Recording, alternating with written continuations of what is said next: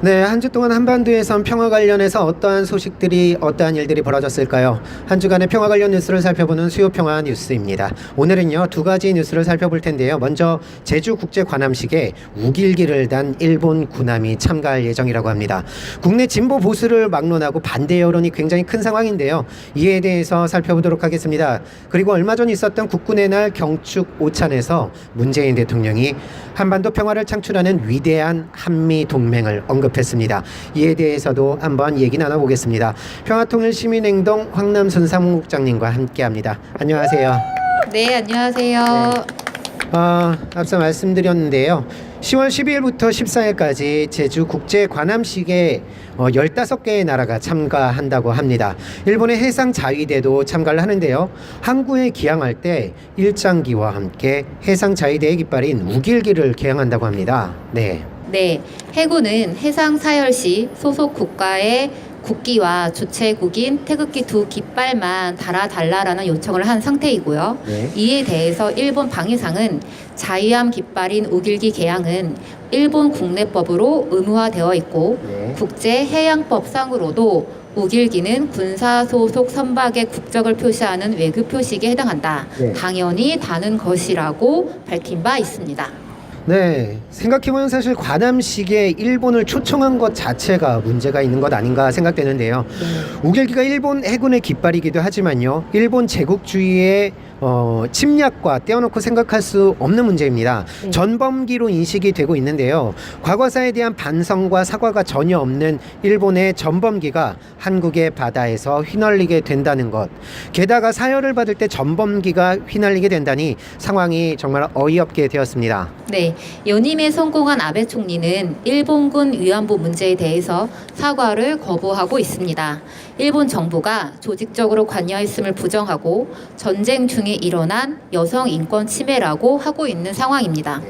강제징용 문제도 과거 한일 협상으로 끝난 문제라며 더 이상의 일본 책임은 없다는 입장입니다. 뿐만 아니라 아베 정부는 평화헌법을 개정해서 전쟁 가능한 국가로 바꾸려 하고 있습니다. 네, 문재인 정부도 일본에게 적극적인 사과 요구 없이 미래지향적 한일 관계를 지향하고 있습니다. 네. 네, 문재인 대통령은 아베 총리에게 과거사 문제가 양국 관계의 미래지향적 발전에 발목을 잡아서는 안 된다면서 위안부 합의는 국민 대다수가 정서적으로 수용하지 못하는 사안이라고 이야기했습니다. 지난 9월 25일 한일 정상회담에서 아베 총리는 4.27 정상회담에서 일본인 납치 문제를 포함한 북일 관계를 언급하신 데 감사의 말씀을 드린다고 하면서 돈독한 관계를 과시하기도 했습니다. 네, 일본과의 미래지향적 관계, 일본이 지난 식민 지배에 대해 진심 어린 사과를 하고 법적으로 배상을 해야 만들어질 수 있는 것입니다. 예, 다음 뉴스 살펴보겠습니다. 문재인 대통령이 국군의 날에 한미동맹과 주한미군에 대해서 언급했습니다. 문재인 대통령은 한미동맹은 한반도 평화를 적극적으로 창출하는 위대한 동맹으로 발전하고 있습니다.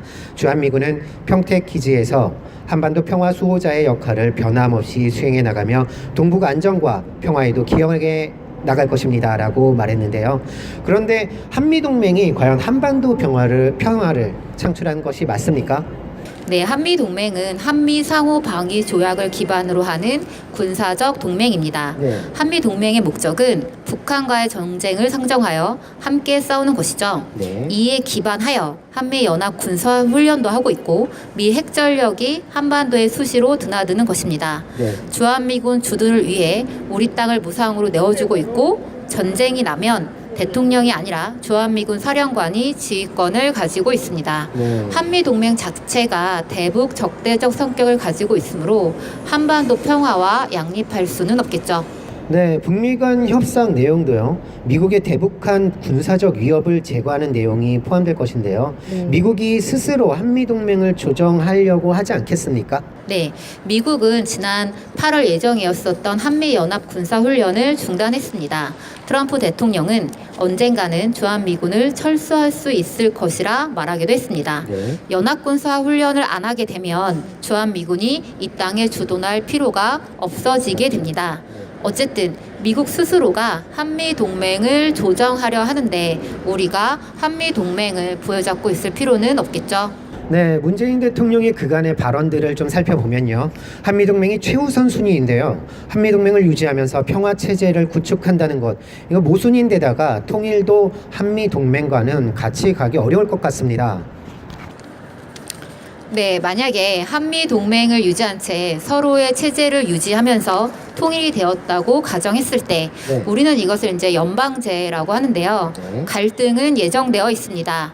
미국의 최우선 외교 관심사는 중국입니다. 네. 북미 간 관계 정상화가 이루어지더라도 중국과 미국은 군사적, 경제적으로 끊임없이 갈등하게 될 것이고 네. 우리가 한미 동맹을 고수하는 한 우리는 미중 대결의 희생양이 될 것입니다. 사드가 대표적인데요. 그렇죠. 때문에 한반도의 영구적 평화를 위해서도 우리는 미중이나 어느 강대국에도 치우치지 않는 중립국 노선으로 가야 합니다.